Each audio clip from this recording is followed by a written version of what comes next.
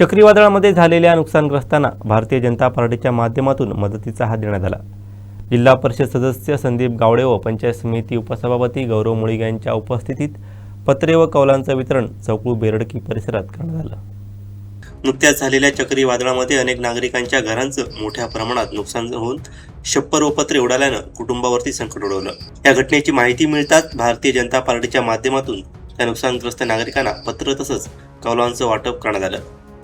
जिल्हा परिषद सदस्य तथा भाजपा जिल्हा उपाध्यक्ष संदीप गावडे व सावंतवाडी पंचायत समिती उपसभापती गौरव मुळीग यांनी तात्काळ घटनास्थळी धाव घेत आपत्तीग्रस्तांची भेट घेतली।